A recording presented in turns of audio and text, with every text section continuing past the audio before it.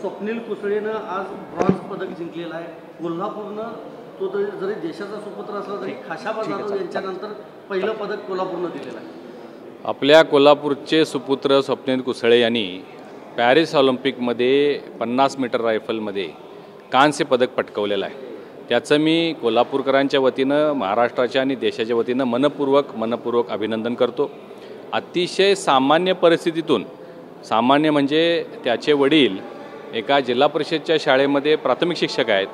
त्याची आई आत्ताच नवनिर्वाचित त्या कांबळवाडीसारख्या छोट्या राधानगरी तालुक्यातील कांबळवाडीसारख्या छोट्याशा गावातल्या त्या आता नव्यानं सरपंच झालेले आहेत। त्याचा सगळा जो हा क्रीडा क्षेत्रातला प्रवास आहे हा मी जवळून पाहिलेला आहे। मी सांगितले की त्याचा हा सरावासाठी त्याच्या आईवडिलांनी अपार कष्ट घेतलेले आहेत, त्यांचंही आपल्याला कौतुक करावं लागेल।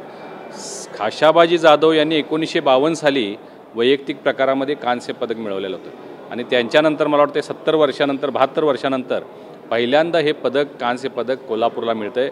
कोल्हापूरकरांची मान शान उंचावण्याचं काम स्वप्नीलनं केलेलं आहे। मी त्यांचं मनपूर्वक अभिनंदन करतो। साहेब, स्वप्नीलच्या वडिलांनी म्हणजे अक्षरशः कर्ज काढून रायफल जी होती ती देखील खरेदी केली होती। तर ग्रामीण भागामध्ये अनेक असे जे खेळाडू आहेत, गुणवंत खेळाडू असतात, पण त्यांना आर्थिक सहाय्य होत नाही। ही वस्तुस्थिती आहे की त्याच्या वडिलांनी खूप कष्ट घेतलेले आहेत, आईनी खूप कष्ट घेतलेले आहेत, कर्ज काढून त्याचा सराव केलेला आहे आणि ही वस्तुस्थिती आहे की आपण ग्रामीण भागामधनं जो टॅलेंट आहे त्याच्याबद्दल उल्लेख केलेला आहे। परंतु प्रधानमंत्री मोदींच्या नेतृत्वाखाली गेल्या 8-10 वर्षामध्ये खूप मोठ्या प्रमाणात क्रीडा क्षेत्राला, खेळाडूंना अर्थसहाय्य केलं जातं। खेलो इंडियासारख्या योजना ज्या अगदी ग्रामीण स्तरापर्यंत पोहोचलेल्या आहेत आणि या मुलांनासुद्धा चांगली रक्कम या खेलो इंडियासारख्या खेळातून साई सेंटर्स आता उभा केलेले आहेत। पूर्वीच्या तुलनेत आता 50 पटीनं 100 पटीनं जास्त साई केंद्र उभा राहिलेले आहेत। त्यामध्ये 50 पटीनं जास्त खेळाडू आता भरती होत आहेत, त्यातून ही मुलं तयार होत आहेत, त्यांना अर्थसहाय्य करतायत। आज जे ऑलिम्पिकला बरेच आपले भारतीय गेलेले आहेत त्यातल्या एका खेळाडूंसाठी केंद्र सरकारनं 4-4, 5-5 करोड रुपये खर्च केलेले आहेत, करतायत ते त्यांच्या सरावासाठी, त्यांच्या कोचिंगसाठी, त्यांच्या आहारासाठी।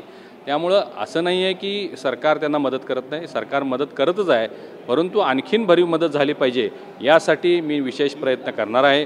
स्वप्नीलचा हा जो विजय आहे हा निश्चित पथदर्शी आहे आणि स्वप्नीलच्या या यशाबद्दल केंद्र आणि राज्य सरकारकडून मोठी रक्कम त्याला बक्षीस म्हणून मिळावी। त्याच्या ह्या कामगिरीमुळं भविष्यात जे आज कोल्हापूरच्या सर्व क्षेत्रामध्ये आमचे खेळाडू आहेत, स्विमिंगमध्ये आहेत, शूटिंगमध्ये आहेत, बॉक्सिंगमध्ये आहेत, अनेक लोक आंतरराष्ट्रीय स्तरावर जात आहेत, ऑलिम्पिकला जात आहेत, परंतु याच्या या यशामुळं आता पुढच्या पिढीसाठी एक पथदर्शक तो झालेला आयडॉल बनलेला आहे। त्या खेळाडूंनासुद्धा खूप मोठी प्रेरणा त्याच्या यशामुळे मिळणार आहे।